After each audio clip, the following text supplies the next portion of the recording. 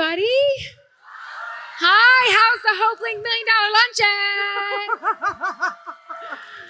Oh, look, this is a full room. It is a full room. And there's more overflow in the virtual land. There is overflow in the virtual land. Hi, virtual land. Hi, virtual land. We're with Tracee Ellis Ross. Tracee Ellis Ross here. Hi. Thank you for coming all the way. And you said this is your first time to the Seattle area. It is my first time. Yeah. I mean, I have to say that even with what's going on with the fires, the air is really clean here. Yes. I was like, oh, like a little puppy dog out the window. Yeah. Well, good. Well, thank you for joining us today. This is our homecoming. We're back here in the Maiden-Bauer Center. We're back together. I know. Amazing. After 3 years, you guys have been doing this virtually. I'm so happy to be here with you. I'm so moved by the work that you do. Thank you. I really am. It is the reason that I'm here, really to be a part of what you're doing and to celebrate what you're doing and add just a little something, but it's really about the work that you do. Thank you. I appreciate that so much. When I came here to join the team as the CEO of Hopelink, one of the things that was really important to me was to add joy to the work. It's so good. It's so important. It's so important. We got to have some joy. Yeah. Well, I hear that you talk about a juicy and joyful. Tell us about what that means for you. What does that look like? And then also, how do you connect that to service in the community? You know, it's interesting. My true temperament is joyful, and that doesn't mean that I don't have the other side. I absolutely do. There's a spectrum, and I wave on both sides. But, you know, joy has always had a more comforting way about it for me, whereas happiness is connected to what is happening. Absolutely. And joy has legs to it. It has roots, it has foundation, and it really isn't connected to a thing and to what's outside me. And so the juicy and joyful life part of it actually came through pattern. Oh, lovely. It's one of the taglines of my hair company.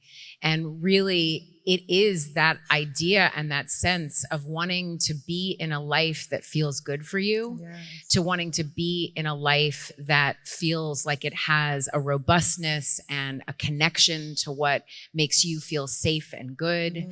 And that's different for everybody. Some of the basics are the same, which is really about the work that you do. The core stuff is the same. Thank you. But each of us has a unique relationship to our own sense of self and what feels good for us.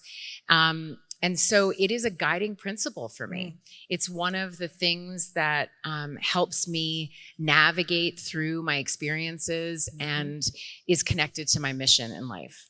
And so when you ask how that sort of moves through all of the things that I do and how does my joy connect to the work that I do that is service and that is of community, it really is anchored in my mission, which is about joining the chorus of those of us that are helping to make the world a safe and more just place where we can all feel safe enough and be safe enough to be free. And that comes up through my work, through Pattern. So the mission of Pattern is to meet the needs and exceed the needs of the curly, coily, and tight textured community. However, there's a second part to the mission. There's actually 3 parts to the mission of Pattern. And Pattern is the first thing that came completely out of my heart. Whereas my acting, I have joined projects and done things like that. But as a CEO and founder, it was 10 years in the making. And the initial mission really was to meet the needs and exceed the needs of the curly, coily, and tight textured community. And I will clarify and say, I don't believe that hair has a gender and I don't believe that hair has a race. However, the second part of my mission at Pattern is to be a place, an active space where we celebrate and are centered around the celebration of Black beauty.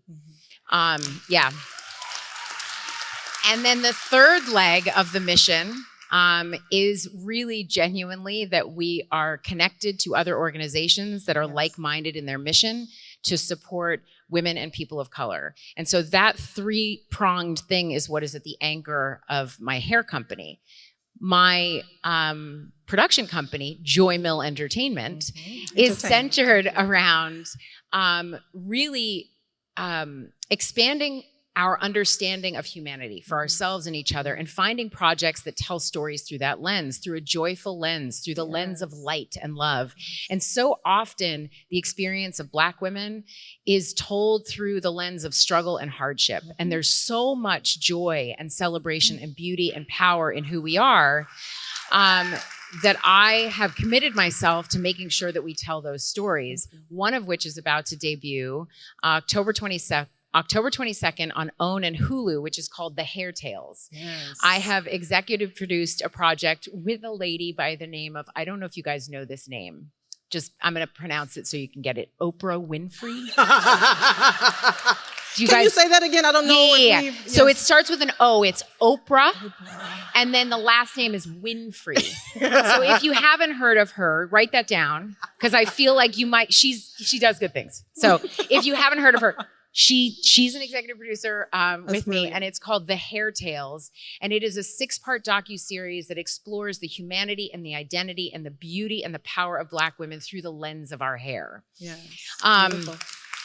And there are other projects. Everything I do is not about hair, I swear.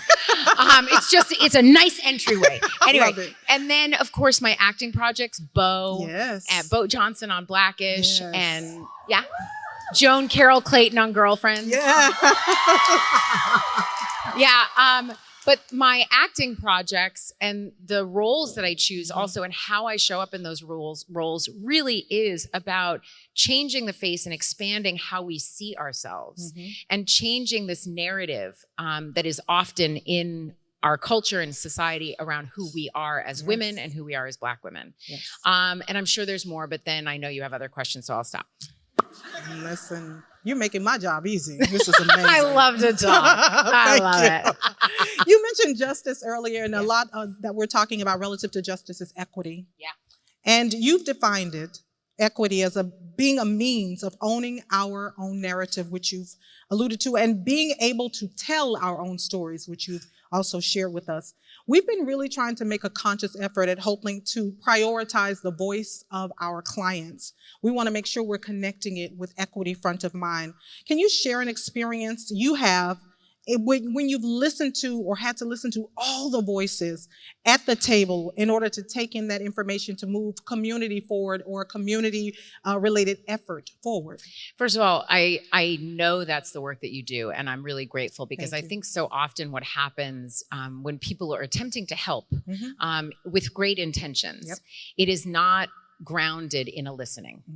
It's not grounded in actually leaning towards those that know what they need. It's the same thing in all areas, by the way. And I think we do it everywhere. I am a diversity, equity, and inclusion advisor for Ulta, the retailer. Beautiful. Thank you. And I do that work in so many other places. And I love also that you guys start with equity. Yes.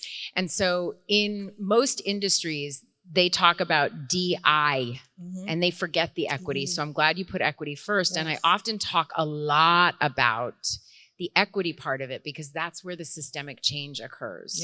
That's where the fundamental change happens. And that's the hardest part. And it's the hardest part for people to understand. And the only way to make those changes and to really understand the changes that need to be made to serve and service those of us that are more vulnerable is to listen. Yes. So some of the places or ways that I have done that, I mean, I think of offhand on Blackish. Yes. So I don't know if you guys have heard that I do this. I was doing this often. It became a bit of the bane of the existence of our writers and producers. What are you going to do? A girl's got to use her voice. So inadvertently, and we had a very diverse room, our writer's room. But the story of Blackish is told through Dre's eyes.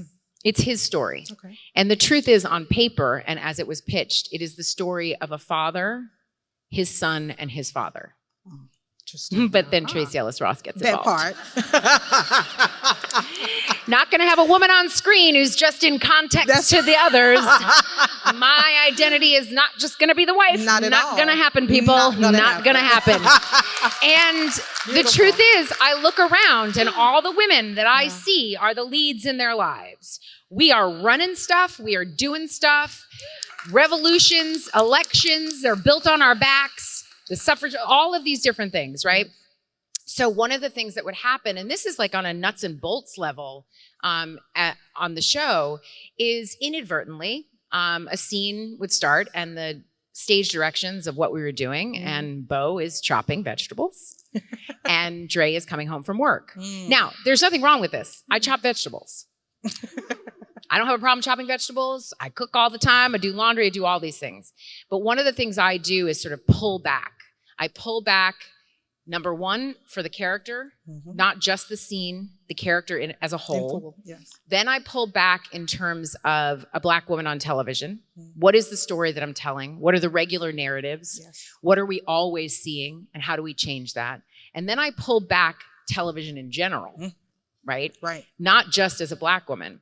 And so I would constantly poke holes in those things, not because I thought somebody was purposefully trying to make me be a stereotype, but because if I didn't have to be doing that. And so it was a big joke on Blackish, and I was like, why am I doing this? Or why am I saying this? Or like, why? Just tell me, if you can give me a reason why, if you can give me a reason why, if it's not just to set up the joke of my husband, if it's not just like, what's my point of view? Like, why am I actually doing this? And so often we would switch. And so it didn't change the scene. I would enter from work and Dre would be chopping the vegetables.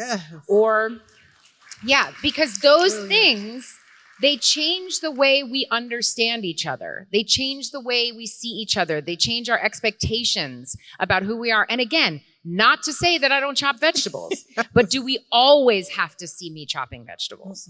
You know, and are there times when should I be folding laundry in a scene? Or can I just be sitting at my computer? Slight difference, same thing, but it just changes the way we see each other. And for me, personally,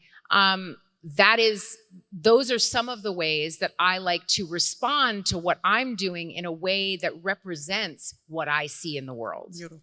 You know, and it was the same thing when I was nominated for the Emmy for the first time. It had been 32 years since a Black woman had been nominated in that category as a lead actress in a comedy. Not because we're not being lead women in our lives. So there's a discrepancy. There's a bridge that is not happening in what our lives look like and what's being represented on television. And now I get to, and now I get to continue that as a CEO, as an executive producer. I have 3 projects that are in production right now, one of which is about to debut. I have others that are in development.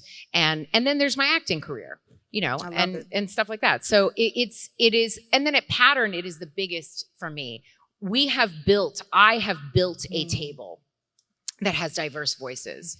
And so often it is by sort of communal response that we figure things out and that we answer questions. And I couldn't do that on my own. I am not everybody. We all have blind spots. We need everybody. That's right. We all have blind spots that come from our own privilege, whether it's the privilege of what I come from and the legacy that I come from, or what I have built on my own, or the privilege of beauty, the privilege of light skin, there's so many different spaces that create blind spots, and we all have them. But if you have enough people at the table, everybody's blind spots start to solve each other's. And that's how we start to change things. Wait, here's snaps.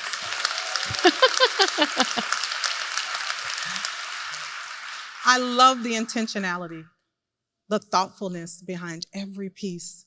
We talk a lot about how representation matters, but it's not just in what you see, it's in those nuances. So thank you. Thank you. Thank you. It is the nuances, and it takes courage. It does. And, you know, I have more courage now. The older I've gotten, the more power I have. And with great power comes great responsibility. But it is behind closed doors. It is in those moments. The more I understand the power of being at the table. I understand the power of being in the room. I understand the power of sitting on a stage. And my life's work only means something if I use those things to be of service. That's right. And otherwise, like, it doesn't. What? For me, That's right. other people feel differently. Some people are just trying to amass money. Yes. You know, or whatever. But that it doesn't fulfill me. My heart does not feel full. Yes. And so being in those spaces and knowing that my own discomfort, my own fear is always trumped by my willingness to show up for democracy and for my community. I love that. Thank you. Thank you. Thanks. I just love my this shoes so are much. so big I don't know how to those sit. shoes, listen, those shoes are I don't even know, like my this part of my leg is so much longer than it's supposed to be. So like my knees are like up here. I don't know what, maybe I should sit up here. The shoes are so high. No.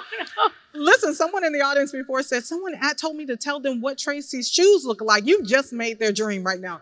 I hope you took the picture. These are so very serious. So I was cute. standing next to someone and she was like, I didn't know you were that tall. I was like, oh, I'm not. I'm It's the 5'7". shoes. I think I'm like 5'11" in these. I love it. In everything that you've talked about, there's this element of self-empowerment that's built into it. How can people use self-empowerment when they feel like the odds are stacked against them? So you feel like these challenges, but there's a necessity at the same time, really, to tap into that.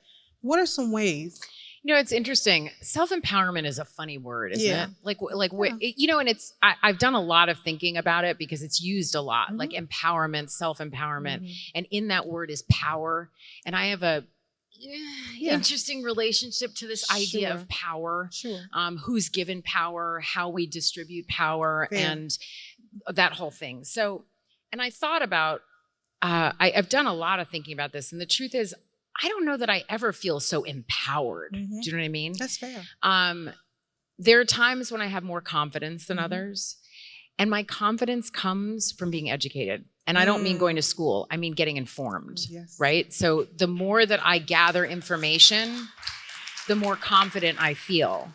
The other piece of it is what was the specific nature of your question again? Because when you were saying it, I had a thought. Yes. So it was, how can people use self-empowerment when the odds feel stacked against them? So when the odds feel stacked against, I think the thing to use is community. Love it. That is where I find my power within my community. Whether it's my sort of core tribe Mm-hmm. or the larger sense of my own community. And that's where I find support. That's where I am able, when I can't love myself, I can be loved within my community. And I think for me, I would change out that Yes. self-empowerment Let's with do that. community, right? Yeah. Okay. And the other thing is, you know, life is not what the movies tell you it is. Life has been particularly hard, particularly during this pandemic. Very challenging. There's a lot happening in our world, a lot. It's coming at people in many different ways and from many different directions. I have a challenging relationship with the word hope. And I prefer this idea of working towards something and keeping my eye on the prize, which is being of service. Yeah. And then that brings up for me gratitude. Mm-hmm. So I would interchange that with community and gratitude. So I think that there is always something to find to be grateful for. And when you focus on the gratitude, it blossoms. Even if it's just that I woke up this morning. Mm-hmm. Even if it's just, even if it's just for this breath that I take, or an act of kindness that you happen to run into, or an act of kindness that you share with another.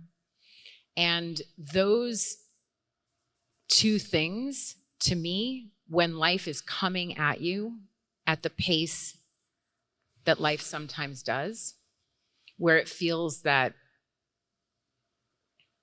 I think if you lean into those two things and whatever your spiritual relationship is and practice is, you can get through anything. Thank you. Yeah.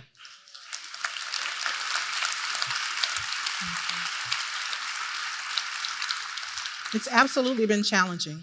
Yeah. So thank you for that. I think everyone is always trying to figure out and tap into something else, right? Like what can help us get through. So thank you for that because insight. it's a lot. It is a lot. Yeah. And you can never compare your insides to other people's outsides. We don't know what other people are going through. We just don't know. And it can look easy. It can look easy over there. And you think, well, look at her shoes. I mean, someone who's got those shoes, everything's got to be fine, right? But we don't know. We don't know. And I think that's where, for me, I really like to traffic in kindness, to choose kindness, not only towards myself, but towards others. And it's not always easy. It's not. It's not. When you're going through it, sometimes kind is the last thing on your mind. You don't want it. No. No. Not at all. You're like, get out of my way. When you're late because you had all the stuff going on in your world and the person in front of you is just driving so slow. You know what I mean? Yes. And know that, we just don't know. Yeah. We don't know. Thank you so much. So we love the joy that you bring. I love your social media, your Instagram. I'm on it. I'm like losing it. I love it. Do y'all follow me on the social media? We follow you on the socials. On the Instagram? On the Instagram. I love me some Instagram. I love it. We get to see it all as much as you choose to share. Yeah, that's right. Thank you so much. And one of the things that I really enjoy and we enjoy in your work, it includes this character. Oh my God. Uh-huh. Yes. Okay. It's a character you created. Yes. For your Instagram, or you? No, it's not for my Instagram, but you share it on Instagram. I'll give you some history. I want the history. Okay, go ahead. Because it is the eccentric, right? Acting coach. Am I on the right direction? Give me the history from Madame Hiver. Madame Hiver. Madame Hiver. Okay, tell us the history. Okay, first, and then I have a question. Okay. So between Girlfriends and Blackish, so I have always been a joyful person with a large personality. Yeah. Much to my mother's, the bane of her existence, and all of my teachers growing up. I love to make people laugh. And apparently, I didn't realize this, but my mom told me that I always used to do this, which is when I would tell a story, I would slip into all the different voices of the people I was telling the story about. And I have an ear, so I can do any accent. I can do English accent, so I can do whatever it is. I can do, I can be the French lady, or everything like this. So it doesn't matter what, I don't speak French, but I do speak French, je parle français, mais, so I can do any accent. If I can hear it, I can do it. It's a gift. I don't know if it's a gift, but I think it's, I have a music ear. And so I really can hear. Okay. And so because of that, I just lean into it. I'm innately a storyteller. So I love to connect. That's my favorite thing in the world, right? I love connecting. I love talk. I love connecting. Right? Yes. So, between Girlfriends and Blackish, I thought I was never going to work again. Okay. When Girlfriends finished, I thought the pearly gates of Hollywood were going to open. And you know what? They did not. No one knew.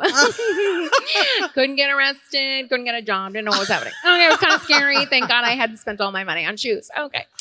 Anyway, so I had saved some money. And what I started doing is I was like, well, okay, so I might never get another big job. I thought maybe I was going to go teach. But I started, oh my goodness, sorry. Are you coming apart? Well, the camera's not over there, thank God. So I started, I had these alter ego characters, and I just started making videos, improvising. And Madame Hiver was one of them. It started earlier on, and then it really kind of blossomed. Madame Hiver is a bit of an alcoholic. She loves Beefeater's gin. And she's an acting coach. And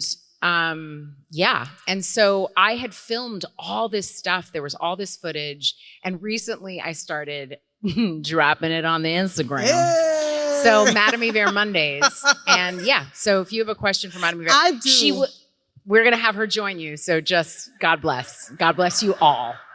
God bless you all. Okay. Madame Hiver. You're a dear. Yes. Thank you so much. Oh, Could you share with us today as we conclude our time together? It's over. It's over. Oh my God. I hate it when it's over. I love it when it's going. I wish I had my eyes done. Madame Hiver loves an eyebrow. You know why? Because the eyes are the windows to the soul.